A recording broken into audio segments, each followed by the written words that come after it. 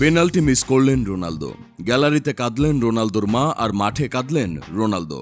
এই পেনাল্টি মিসের কারণেই পরে ট্রাইবেকারে গোল দিয়ে ক্ষমা চেয়ে নিলেন রোনালদো পর্তুগাল ফ্যানদের কাছে। একটা বিষয় স্পষ্ট হলো, মা ছেলের সম্পর্ক এবং মায়ের চেয়ে যে আপন আর কেউ হতে পারে না। সন্তান যত বড়ই হোক, মায়ের কাছে সে ছোটই থাকে। সন্তানের চোখের পানি মায়ের চোখে পানি নিয়ে আসে।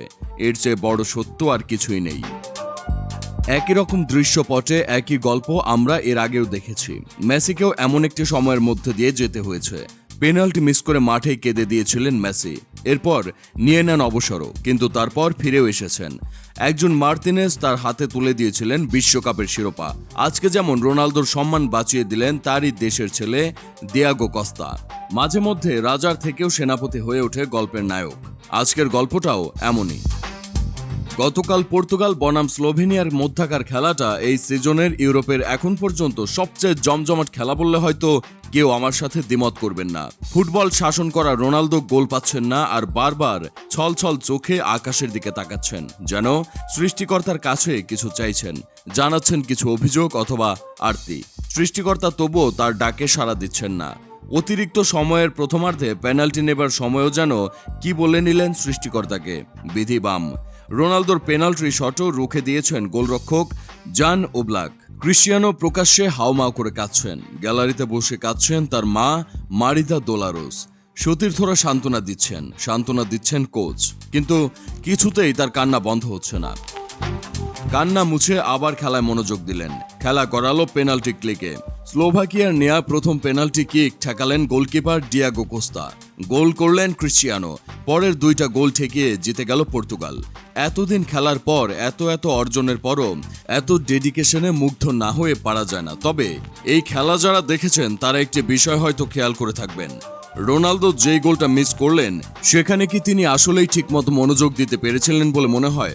গোল মিস হওয়ার দিকে যদি তাকান তাহলে দেখবেন রোনালদো কিক করেই ধরেই নিয়েছিল গোল হয়ে গেছে। এমনকি মনে হলো তিনি সুই করতেও চলে যাচ্ছেন, কিন্তু ততক্ষণে গোলকিপার আটকে ফেললেন গোল।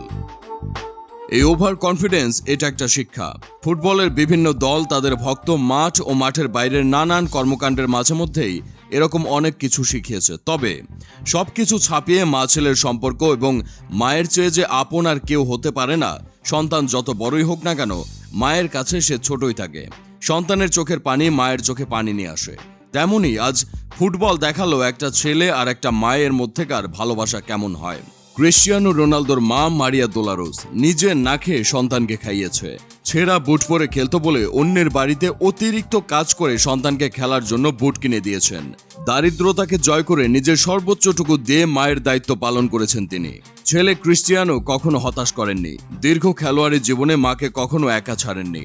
সবসময় মাকে নিজের কাছে রেখেছেন, দিয়েছেন মায়ের সর্বোচ্চ প্রাপ্য সম্মান।